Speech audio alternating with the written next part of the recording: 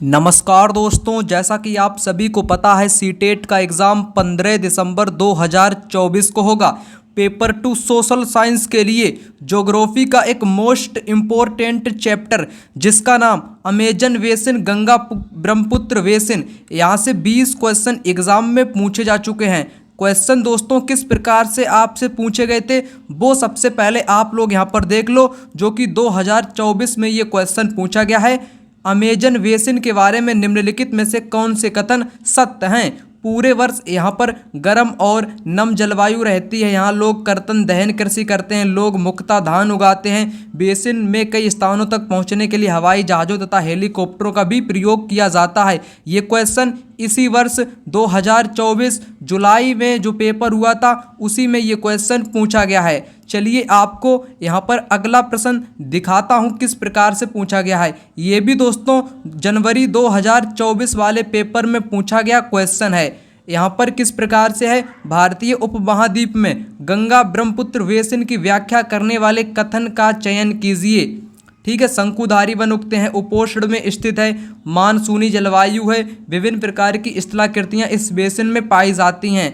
तो ये important question आपके एग्ज़ाम में पूछे गए हैं इसी टॉपिक से, इसलिए आज मैं आपको ये टॉपिक करवाऊंगा जो कि महत्वपूर्ण है। ये 2022 में क्वेश्चन ये पूछा गया है। डॉल्फिन के बारे में ABC कथनों पर विचार करें और राइट आंसर का जवाब दें। गंगा ब्रह्मपुत्र नदी के अलवड़ जल में डॉल्फिन पाई जाती है। डॉल्फिन अभयारण्य बिहार राज्य में अवस्थित है। डॉल्फिन की उपस्थिति से जल की शुद्धता का पता चलता है। ये सारे क्वेश्चन मैं आपको NCERT टॉपिक के साथ मैच करके बताने वाला हूँ। जहाँ पर ये मैं आपको समझाऊंगा वहाँ पर इन सभी क्वेश्चन को बीच बीच में आपको लाइन से मिलाकर हूबहू समझा दूंगा, जिससे कि आपको सारा कंटेंट अच्छे ढंग से बेहतर तरीके से समझ में आ सके। निम्नलिखित में से कौन सी नदियाँ सुंदरवन डेल्टा का निर्माण करती हैं? तो ये भी क्वेश्चन 2018 के पेपर में इसी टॉपिक से पूछा गया है। चलिए बात करेंगे, ये क्वेश्चन 2015 में पूछा गया है। अमेजन बेसिन के बारे में निम्नलिखित कथनों का यहाँ पर आपको सही बताना है। अमेजन बेसिन भूमध्य रेखीय क्षेत्र में पड़ता है। अमेजन नदी पश्चिम दिशा में भूमध्य रेखीय क्षेत्र से होकर बहती है। अमेजन नदी ने डेल्टा को मैंग्रोव जंगलों के साथ क्या किया है, कवर किया है। ठीक है, अमेजन नदी basin Brazil, Peru, Bolivia, Argentina से नालियों का हिस्सा है, यानी कि इनका हिस्सा है। तो ये भी क्वेश्चन 2015 के क्वेश्चन पेपर में पूछा गया था। नेक्स्ट क्वेश्चन जो कि 2021 में, अमेजन बेसिन में पाए जाने वाले ब्रोमेलियाड क्या हैं? लोगों का मुख्य आहार है, कीड़े मकोड़ों की एक प्रजाति है, एक ऐसे पौधे जो अपनी पत्तियों में जल को संग्रहित रखते हैं। ठीक है, तो ये भी क्वेश्चन आपके एग्जाम में ही पूछा गया है। यहाँ पर ये क्वेश्चन 2013 के क्वेश्चन पेपर में पूछा गया है। विश्व का सबसे बड़ा नदी बेसिन कौन सा है? तो कौन सा है? ये तो अमेजन नदी बेसिन है, जिसके बारे में अध्ययन करने वाले हैं। यहाँ पर बात करेंगे अगले प्रश्न की, ये भी आपके एग्जाम में पूछा गया है। ठीक है, कौन सा विशेषता जो है गंगा ब्रह्मपुत्र बेसिन की नहीं है? ऑक्सबो झील मैदानी क्षेत्र में बनती है। मैदानी क्षेत्र की जनसंख्या का घनत्व अधिक है। डेल्टा क्षेत्र मैंग्रोव वनों से आच्छादित है। भूमि की खेती के लिए इस क्षेत्र में काट एवं दाह कृषि की जाती है। टॉपिक यहाँ पर आ चुका है जिसका नाम है मानव पर्यावरण अन्योन्य क्रिया उष्णकटिबंधीय एवं उपोष्ण प्रदेश। ठीक है, जिसके अंतर्गत अमेजन नदी बेसिन और गंगा ब्रह्मपुत्र बेसिन के बारे में अध्ययन करेंगे। यहाँ से एग्जाम में हर बार क्वेश्चन पूछा जाता है। क्वेश्चन मैंने आपको दिखाई दिए हैं, जो क्वेश्चन पूछे गए हैं उनको मैं बीच बीच में यहाँ पर कराने वाला हूँ। तो सबसे पहले बात करेंगे अमेजन बेसिन में जीवन। आखिर लोग यहाँ पर कैसा जीवन जीते हैं, खाते क्या हैं, पीते क्या हैं, खेती क्या करते हैं। ठीक है, उनका कैसा जीवन यहाँ पर व्यतीत होता है, उसके बारे में सबसे पहले जान लेते हैं। उष्णकटिबंधीय प्रदेश कर्क रेखा और मकर रेखा के मध्य स्थित है। तो सबसे पहले मैं आपको हर बार बताता हूं जब मैं आपको क्वेश्चन वाली वीडियो प्रोवाइड कराता हूं, बीच वाली रेखा को क्या बोलते हैं? भूमध्य रेखा। क्या बोलते हैं? भूमध्य रेखा, या इसी को विषुवत रेखा के नाम से जानते हैं, जो ग्लोब को दो बराबर भागों में डिवाइड करती है। इसके ऊपर होती है कर्क रेखा और नीचे होती है मकर रेखा, जिन दोनों का मान कितना होता है? 23.5 डिग्री होता है। कर्क रेखा उत्तर में है इसलिए 23.5 डिग्री उत्तरी गोलार्ध बोलते हैं, बल्कि मकर रेखा जो है ये नीचे यानी कि दक्षिण में है, इसलिए इसको दक्षिणी गोलार्ध में बोलते हैं। ठीक है, इतना दोनों में अंतर है। कर्क रेखा और मकर रेखा, ऊपर वाली कर्क रेखा है, ठीक है, और नीचे वाली मकर रेखा, इन दोनों के बीच का जो क्षेत्र ये क्या कहलाता है? ये कहलाता है उष्णकटिबंधीय। कैसा? उष्णकटिबंधीय, क्योंकि यहाँ पर सर्वाधिक ऊष्मा प्राप्त होती है सूर्य के द्वारा। ठीक है ना, कंसेप्ट क्लियर। अब आते हैं आगे। उष्णकटिबंधीय प्रदेश कर्क और मकर रेखा के बीच में स्थित है। भूमध्य रेखा के 10 डिग्री उत्तर से 10 डिग्री दक्षिण के मध्य भाग को भूमध्य रेखीय प्रदेश कहते हैं। ठीक है ना, क्या कहते हैं? यहाँ पर थोड़ा मैं कलर चेंज करके आपको बताता हूँ। जैसे ये रहा मानचित्र, ठीक है ना, ये बीच में कौन सी रेखा है? भूमध्य रेखा है, जिसको विषुवत रेखा के नाम से जानते हैं। ठीक है, इसके 10 डिग्री कितना?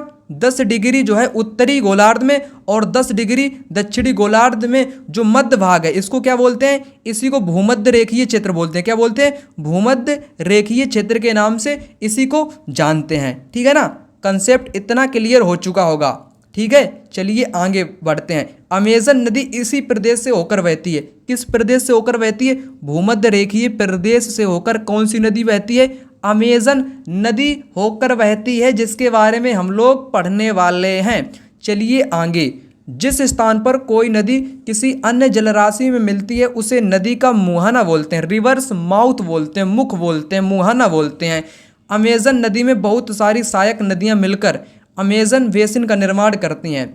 यह नदी बेसिन ब्राज़ील के भागों में, पेरू के कुछ भागों में, बोलीविया के कुछ भागों में, इक्वाडोर के, कोलंबिया के, वेनेजुएला के छोटे भागों से अपवाहित होती है।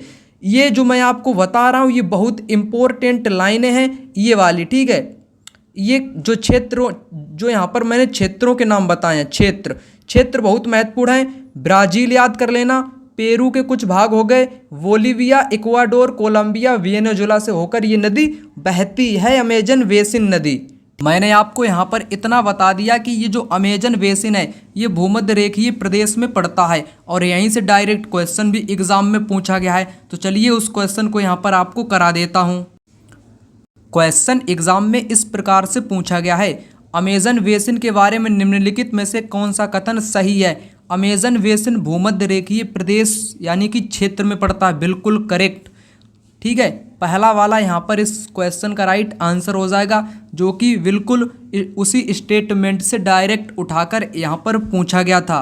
यहाँ पर मैप को भी दर्शाया गया है, जहाँ जहाँ ये देश में पड़ता है ये आपका क्षेत्र बेसिन का, Argentina, Chile, Paraguay, Uruguay, Peru, Ecuador, Colombia, Venezuela.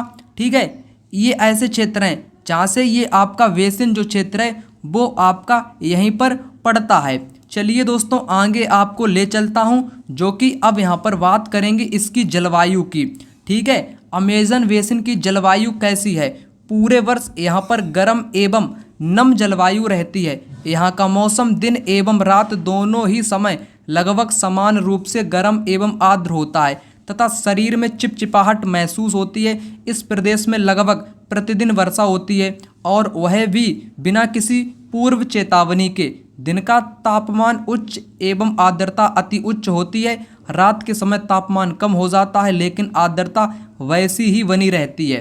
तो यहाँ पर एक निष्कर्ष सामने निकल कर आया है, पूरे वर्ष यहाँ की जो जलवायु है गर्म एवं नम रहती है। यहाँ से एग्जाम में क्वेश्चन पूछा गया है स्टेटमेंट वाला। एक साथ मैं आपको यहाँ पर क्वेश्चन करा दूंगा जब मैं जलवायु के सारे कंसेप्ट यहाँ पर आपको समझा दूँ। जलवायु का कंसेप्ट क्या है? यहाँ पर पूरे वर्ष गर्म और नम जलवायु रहती है। आगे यहाँ पर बात की गई है वर्षावन की। ठीक है, वर्षावन की। यहाँ पर क्या होता है? अत्यधिक वर्षा होती है, यानी कि वर्षा तो बहुत ज़्यादा होती है, जिस कारण भूमि पर सघन वन उग आते हैं। वन इतने सघन होते हैं कि पत्तियों तथा शाखाओं से छत सी बन जाती है, जिसके कारण सूर्य का प्रकाश धरातल पर नहीं पहुंच पाता है। यहाँ की भूमि प्रकाश रहित एवं नम बनी रहती है। यहाँ केवल वही वनस्पति पनप सकती है जिसमें छाया में बढ़ने की क्षमता हो। परजीवी पौधे के रूप में यहाँ आर्किड और ब्रोमीलाइड पैदा होते हैं। ठीक है, ब्रोमीलाइड पैदा होते हैं। ये ब्रोमीलाइड से संबंधित क्वेश्चन भी मैंने आपको दिखाया था, वो भी क्वेश्चन मैं आपको यहाँ पर करा दूंगा। थोड़ी कंसेप्ट और यहाँ पर समझ लो, उसके साथ मैं एक साथ क्वेश्चन कराने वाला हूँ। ठीक है, तो ब्रोमीलाइड एक विशेष प्रकार का पौधा है जो अपनी पत्तियों में जल को संचित रखता है। मेढक जैसे प्राणी इन जल के पॉकेट का उपयोग अंडा देने के लिए करते हैं। तो मेढक जो होता है अंडा किस में देता है? ब्रोमीलाइड के एक पौधे में। ब्रोमीलाइड एक पौधा है, कैसा पौधा है? जो अपनी पत्तियों में जल को संचित रखता है, यानी कि जल को अपने ऊपर में ही संचित कर लेता है ब्रोमीलाइड पौधा। ठीक है, ब्रोमीलाइड वाला क्वेश्चन अब मैं आपको यहाँ पर करा देता हूँ। क्वेश्चन इस प्रकार से है आपका, अमेजन बेसिन में पाए जाने वाले ब्रोमीलियाड, ठीक है, तो ये क्या है? एक ऐसा पौधा है जो अपनी पत्तियों में जल को संग्रहित रखते हैं। ठीक है, जल को संचित कर लेते हैं अपने ही पौधे पर। और मेढक जो अंडे देते हैं, ठीक है, इसी पौधे के ऊपर मेढक भी अंडे अपने दिया करते हैं। तो करेक्ट आंसर यहाँ पर थर्ड विकल्प हो जाएगा।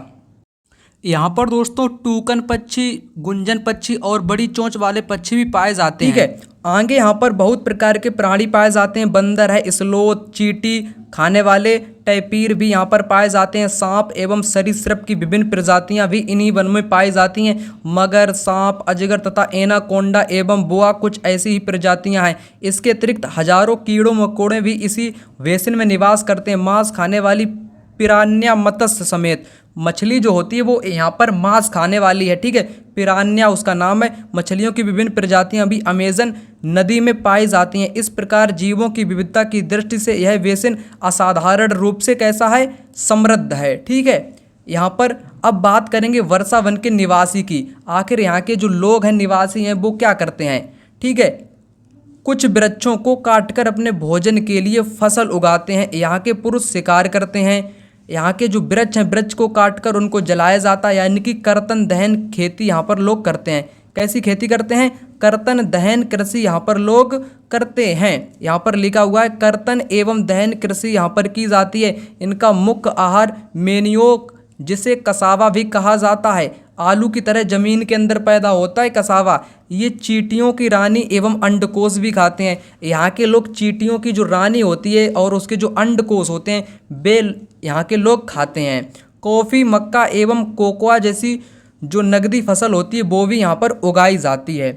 यहाँ पर तीसरी सबसे महत्वपूर्ण बात का है, यहाँ के जो लोग हैं वो कैसी खेती करते हैं? कर्तन दहन खेती करते हैं। कर्तन का मतलब होता है काटकर, झाड़ियों या वृक्षों को काटकर भूमि को साफ करके उनको जला दिया जाता है। जो राख बचती है वो राख उर्वरक के रूप में उपजाऊ भूमि कर देती है। ठीक है, वही कहलाता है कर्तन दहन खेती। यहाँ के लोग क्या करते हैं? कर्तन दहन खेती करते हैं। लोगों का मुख्य आहार क्या है? मेनियोक है। ठीक है, कोको जैसी फसल भी यहाँ के लोग उगाते हैं। और यहाँ के लोग क्या क्या खाते हैं? मुक्ता टेपियोक हो गया, अनानास हो गया, शकरकंद उगते हैं। यहाँ के लोग फसल क्या क्या उगाते हैं? फसलों में टेपियोक, अनानास और शकरकंद भी यहाँ पर लोग क्या करते हैं? उगाते हैं। और मछली का शिकार भी यहाँ के लोग करते हैं। ठीक है ना, इतना मैंने आपको यहाँ पर बता दिया।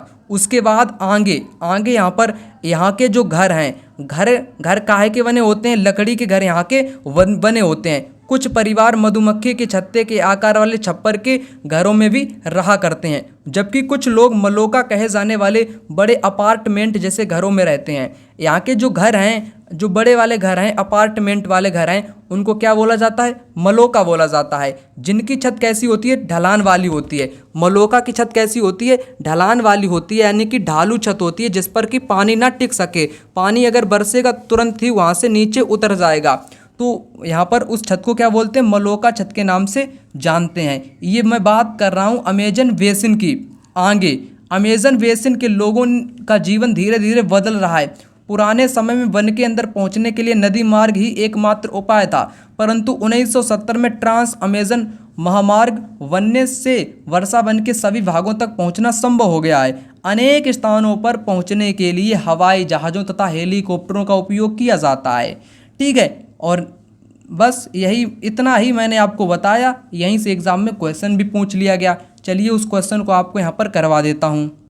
क्वेश्चन इस प्रकार से यहाँ पर पूछा गया था, जो मैं आपको यहाँ पर बताने वाला हूँ। अमेजन बेसिन के बारे में निम्नलिखित में से कौन सा कथन यहाँ पर सही है? कैसा कथन? सही कथन आपको यहाँ पर बताना है। पूरे वर्ष यहाँ गर्म और नम जलवायु रहती है। मैंने शुरुआत में ही आपको बताया था, बिल्कुल रहती है। यहाँ लोग कर्तन एवं दहन कृषि करते हैं, ये भी मैंने अभी आपको बताया, करते हैं। लोग मुख्यतः धान उगाते हैं, धान नहीं उगाते हैं। टेपियोक है, शकरकंद है, ठीक है, इनको उगाते हैं, ना कि धान को उगाते हैं। बेसिन में कई स्थानों तक पहुंचने के लिए हवाई जहाज़ों तथा हेलीकॉप्टरों का भी प्रयोग किया जाता है। करेक्ट है। यहाँ पर आपको बताना क्या था, अमेजन बेसिन के बारे में कौन सा कथन सही है।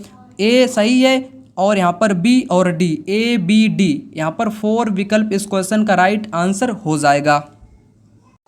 यहाँ पर अमेजन बेसिन से रिलेटेड क्वेश्चन, विश्व का सबसे बड़ा नदी बेसिन कौन सा है। तो सबसे बड़ा नदी बेसिन अमेजन नदी बेसिन है सबसे बड़ा। सबसे मुख्य समस्या भी अमेजन बेसिन में देखने को आ रही है। यहाँ पर क्या होने लगा है, विकास की गतिविधियों के कारण जैविक विविधता वाले वर्षावन धीरे धीरे नष्ट हो रहे हैं।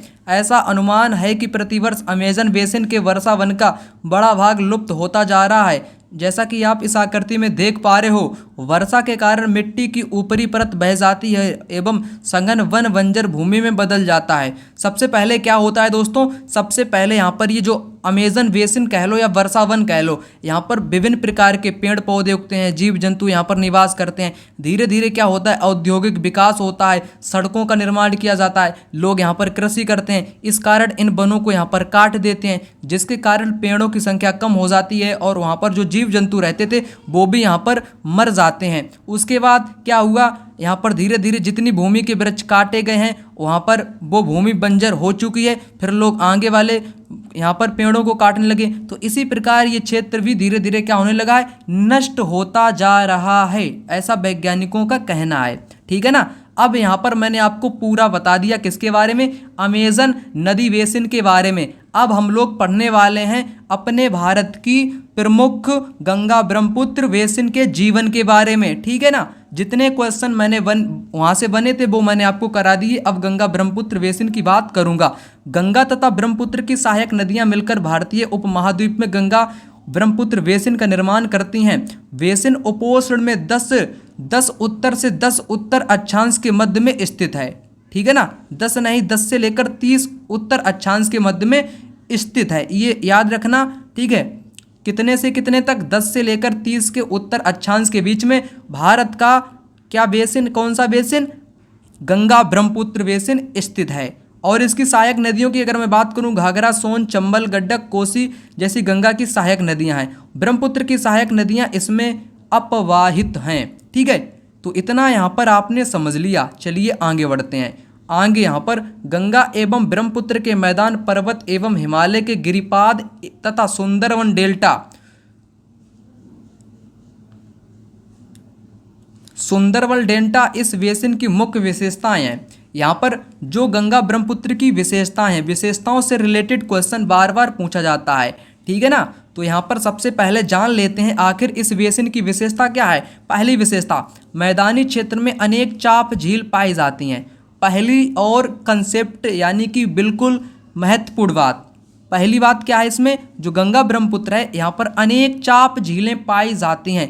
यहाँ की जलवायु कैसी है, मानसूनी है। दूसरी बात, ठीक है, कैसी है, मानसूनी है, यानी कि गर्मी में गर्मी होगी, सर्दी में सर्दी होगी, शीत ऋतु में ठंड होगी, ग्रीष्म ऋतु में गर्मी होगी। इसलिए यहाँ की जलवायु कैसी है, मानसूनी है और अनेक भागों में चाप झीलें पाई जाती हैं। यहाँ पर ये तीन चीज, यहाँ पर दो चीजें मैंने आपको बता दी, चाप झील पाई जाती हैं और जलवायु मानसूनी है। अब आगे यहाँ पर बात करते हैं, इस क्षेत्र में विभिन्न प्रकार की स्थलाकृतियाँ भी हैं। कैसी हैं, इस क्षेत्र में गंगा ब्रह्मपुत्र बेसिन में क्या है दोस्तों, स्थलाकृतियाँ भी हैं। जनसंख्या के वितरण पर्यावरण की प्रमुख भूमिका होती है। तीव्र ढाल वाले पर्वतीय क्षेत्र बसने के लिए प्रतिकूल हैं। ठीक है, अतः गंगा ब्रह्मपुत्र बेसिन के पर्वतीय क्षेत्र में कम लोग रहते हैं, बल्कि इसके मैदानी क्षेत्र में सबसे ज़्यादा रहते हैं। यहाँ जनसंख्या घनत्व अधिक है। जो गंगा ब्रह्मपुत्र बेसिन है वहाँ पर जनसंख्या अधिक रहती है, क्योंकि जो गंगा का मैदान है वो एकदम उपजाऊ है, कृषि यहाँ पर होती है, मिट्टी उपजाऊ है, फसल यहाँ पर उगाई जाती है, पीने के लिए पानी उपलब्ध है। ठीक है, सिंचाई के लिए भी यहाँ पर नदियाँ उपलब्ध है, मिट्टी उपजाऊ है। जिन स्थानों पर फसल उगाने के लिए समतल भूमि उपलब्ध है वहाँ के लोगों का मुख्य व्यवसाय कृषि है, धान यहाँ की मुख्य फसल है। ठीक है, तो ये मैं बात कर रहा हूँ भारत की गंगा ब्रह्मपुत्र बेसिन की विशेषताओं की। यहाँ पर स्थलाकृतियाँ भी विभिन्न प्रकार की, जनसंख्या घनत्व अधिक है, मिट्टी उपजाऊ है, मुख्यतः यहाँ के लोग धान उगाते हैं क्योंकि जल आसानी से यहाँ पर मिल जाता है। चलिए आगे, पर्याप्त जल आवश्यकता होती है धान की खेती करने के लिए। यह उसी क्षेत्र में उगाया जाता है जहाँ पर अधिक वर्षा होती है। ओके, आगे यहाँ उगाई जाने वाली अन्य फसलें गेहूं, मक्का, ज्वार, चना एवं बाजरा भी है। गन्ना एवं जूट जैसी नगदी फसलें भी यहाँ पर उगाई जाती हैं। मैदान के कुछ क्षेत्रों में केले के बागान भी देखे जा सकते हैं। पश्चिम बंगाल एवं असम के चाय के बागान भी वहाँ पर मिलते हैं।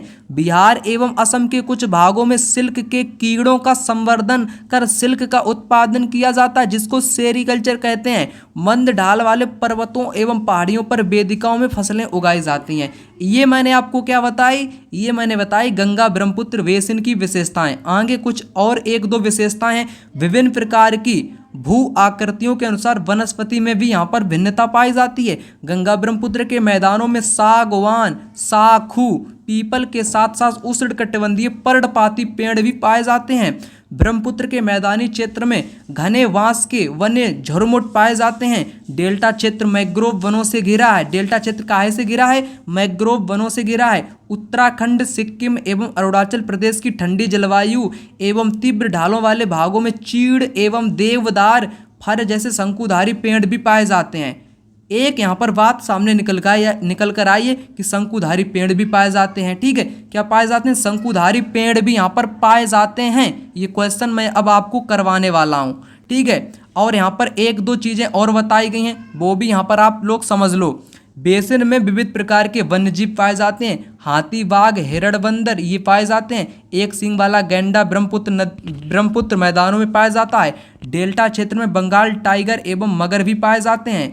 नदी के सांप, जल एवं झील, बंगाल की खाड़ी में प्रचुर मात्रा में जलीय जीव पाए जाते हैं। रोहू, कतला, हिल्सा मछलियों की सबसे लोकप्रिय प्रजातियां भी यहीं पर पाई जाती हैं। मछली व चावल इस क्षेत्र में लोगों का मुख्य आहार है। यहाँ पर बॉक्स में एक बहुत महत्वपूर्ण जानकारी है जहां से एग्जाम में क्वेश्चन भी पूछा गया है। क्वेश्चन मैं आपको करा दूंगा अभी के अभी। गंगा एवं ब्रह्मपुत्र के अलवड़ जल में एक प्रकार की डॉल्फिन पाई जाती है, जिसे स्थानीय भाषा में सुसु अथवा अंधी डॉल्फिन कहा जाता है। सुसु की उपस्थिति से जल की शुद्धता का पता चलता है। रसायन की अत्यधिक मात्रा वाले गैर उपचारित औद्योगिक एवं शहरी गंदगी इन प्रजातियों को नष्ट कर रहे हैं। मैंने आपको गंगा ब्रह्मपुत्र बेसिन के बारे में सब कुछ बता दिया। अब उससे संबंधित क्वेश्चन जो पूछे गए हैं उनको यहाँ पर कर लेते हैं। भारतीय उपमहाद्वीप में गंगा ब्रह्मपुत्र बेसिन की व्याख्या करने वाले कथन का चयन कीजिए। इस प्रदेश में शंकुधारी वन उगते हैं। बिल्कुल उगते हैं, मैंने आपको बताया भी था। यह बेसिन उपोष्ण में स्थित है। 10 उत्तरी अक्षांश से लेकर 30 उत्तरी अक्षांश के बीच में स्थित है। ठीक है, इस क्षेत्र की जलवायु मुख्यतः मानसूनी, ठंड में ठंड होती है, गर्मी में गर्मी पड़ती है। बेसिन क्षेत्र में विभिन्न प्रकार की स्थलाकृतियाँ पाई जाती हैं। इस प्रकार यहाँ पर ये चारों ही राइट हैं, परंतु आपको विकल्प में 4 यहाँ पर नहीं दिखेंगे। ठीक है, 4 यहाँ पर आपको नहीं दिखेंगे। तो कौन सा यहाँ पर गलत माना था? आयोग ने इसका आंसर BCD को माना। किसको माना? BCD को माना, परंतु A को नहीं माना। आपकी पुस्तक जो मैं आपको पढ़ा रहा हूँ उस NCERT पुस्तक में दोस्तों शंकुधारी वनों का भी उल्लेख किया गया है कि गंगा ब्रह्मपुत्र के बेसिन के क्षेत्रों में ये शंकुधारी वन भी पाए जाते हैं। जैसा कि आप यहाँ पर पुनः इसको देख लो। यहाँ पर दोस्तों आप लोग देख पा रहे होंगे क्या यहाँ पर लिखा है? शंकुधारी पेड़ पाए जाते हैं। ठीक है, जैसे तीव्र ढाल वाले भागों में चीड़, देवदार एवं फर जैसे शंकुधारी पेड़ भी पाए जाते हैं। यहाँ पर पेड़ आपका दिया गया है, परंतु आयोग ने इसका आंसर ये वाला गलत यहाँ पर माना है। ठीक है ना? कैसा माना है? गलत यहाँ पर इसका मान लिया है, लेकिन ये भी यहाँ पर बिल्कुल राइट दिया गया है। तो दोस्तों यहाँ पर मेरे हिसाब से, ठीक है ना, ये चारों यहाँ पर करेक्ट आंसर होने चाहिए। ठीक है ना? और आपको यहाँ पर क्वेश्चन कराता हूँ किसके बारे में? डॉल्फिन के बारे में, जिसको मैंने अभी आपको बताया था डॉल्फिन के बारे में। ठीक है ना? डॉल्फिन के बारे में। गंगा ब्रह्मपुत्र नदी के अलवड़ जल में डॉल्फिन पाई जाती है। करेक्ट। डॉल्फिन अभयारण्य बिहार राज्य में अवस्थित है। करेक्ट। डॉल्फिन की उपस्थिति से डॉल्फिन को सुसु के नाम से भी जानते हैं। जल की शुद्धता का भी पता चलता है। करेक्ट। तीनों यहाँ पर आपके कैसे हो जाएंगे? करेक्ट। यहाँ पर इस क्वेश्चन का राइट आंसर हो जाएगा। और आगे यहाँ पर क्वेश्चन पूछा गया है, कौन सी नदियाँ सुंदरवन डेल्टा का निर्माण करती हैं, तो गंगा और ब्रह्मपुत्र नदियां सुंदरवन डेल्टा का निर्माण करती हैं। और आगे यहाँ पर दोस्तों गंगा ब्रह्मपुत्र बेसिन से रिलेटेड क्वेश्चन, निम्नलिखित में से कौन सी विशेषता गंगा ब्रह्मपुत्र बेसिन की नहीं है, गलत पहचानना है। ओक्सबो झील मैदानी क्षेत्र में बनती हैं या पाई जाती हैं, करेक्ट।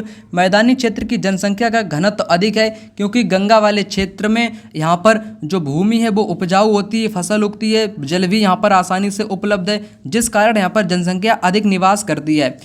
डेल्टा क्षेत्र मैंग्रोव वनों से आच्छादित है, ये भी करेक्ट है। भूमि की खेती के लिए इस क्षेत्र में काट एवं दाह कृषि की जाती है, यानी कि कर्तन दहन कृषि की जाती है। नहीं, ये कहाँ पर की जाती है, अमेजन में, ठीक है, अमेजन बेसिन में की जाती है, ना कि गंगा ब्रह्मपुत्र बेसिन में की जाती है। ये आपका यहाँ पर गलत है, आपसे नहीं वाला पूछा, इसलिए यहाँ पर 4 नंबर वाला राइट आंसर हो जाएगा।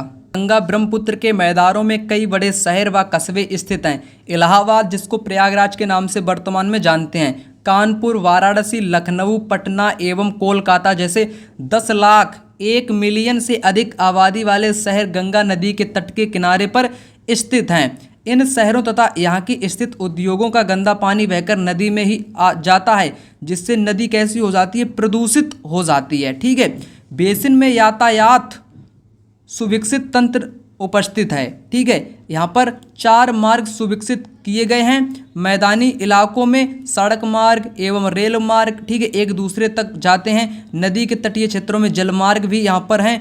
ठीक है, जैसे कोलकाता हुगली नदी स्थित एक महत्वपूर्ण पतन है। मैदानी क्षेत्र में कई बड़े बड़े हवाई पत्तन भी यहाँ पर स्थित हैं।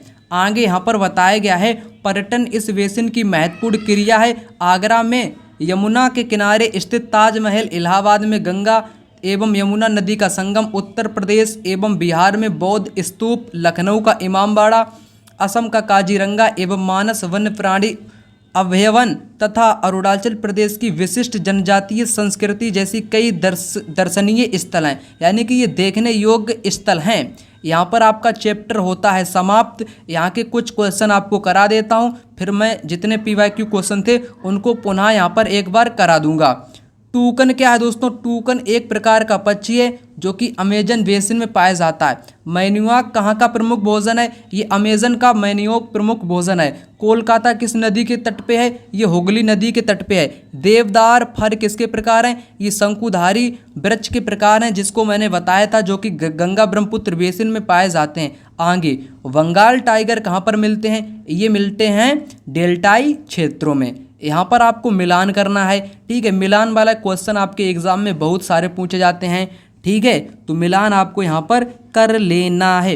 पिरान्या मैंने आपको बताया था, ये एक प्रकार की मछली होती है, यानी कि मत्स्य का मिलान इसके साथ हो जाएगा। काजीरंगा ये कहाँ पर है, ये है असम में, जो कि राष्ट्रीय उद्यान है।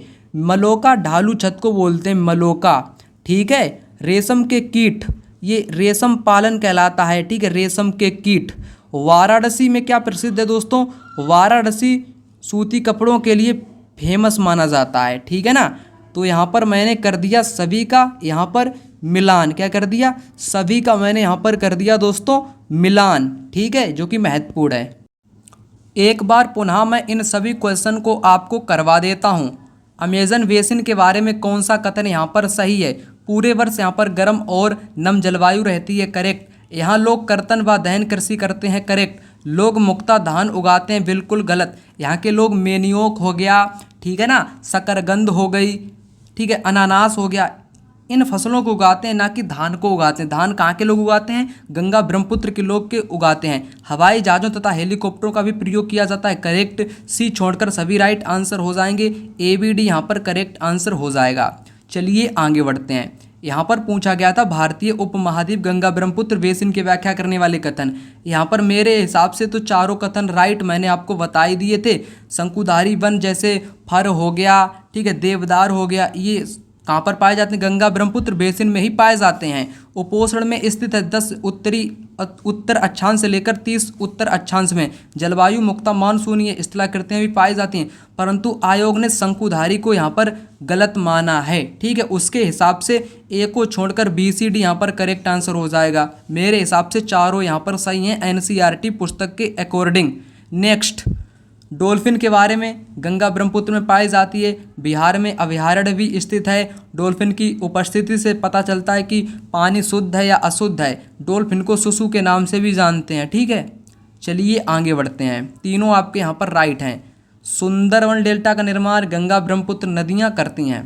आगे अमेजन बेसिन के बारे में, ये अमेजन बेसिन जो है ये भूमध्य रेखीय प्रदेश में पड़ता है। आगे क्या है दोस्तों, ब्रोमेलियाड क्या है अमेजन बेसिन में, ये एक ऐसा पौधा है जो जल को क्या करता है, संरक्षित कर लेता है, अपने अंदर संग्रहित कर लेता है। और जो मेढक होते हैं, मेढक जो अपना अंडा देता है, मेढक जो अंडा देता है, अंडा किस पे देता है, किस वृक्ष पे देता है अंडा अपना, वो देता है दोस्तों ब्रोमेलियाड वृक्ष पर ही देता है। ठीक है ना। जो तीव्र ढालू छत होती है उसको मैनियोक के नाम से, मलोका के नाम से जानते हैं, मलोका के नाम से। विश्व का सबसे बड़ा नदी बेसिन कौन सा है दोस्तों, ये है आपका अमेजन बेसिन। ठीक है, अमेजन बेसिन है यहाँ पर 4 वाला। यहाँ पर दोस्तों अगला प्रश्न है, कौन सी विशेषता गंगा ब्रह्मपुत्र बेसिन की नहीं है, नहीं वाला आपको बताना है, इसलिए यहाँ पर 4 नंबर का होगा। इस क्षेत्र में कर्तन और दहन, काट एवं दाह कृषि की जाती है, बल्कि नहीं की जाती, ये अमेजन बेसिन में की जाती है। यहाँ पर झीलें आपकी पाई जाती हैं, जनसंख्या घनत्व भी यहाँ पर अधिक है, डेल्टा क्षेत्र वनों से यहाँ पर घिरा हुआ है। लेकिन गलत वाला आपको बताना है, नहीं वाला, तो इसलिए यहाँ पर 4 वाला करेक्ट होगा। वीडियो देखने के लिए धन्यवाद। आपका दिन शुभ रहे। जय हिंद, वंदे मातरम।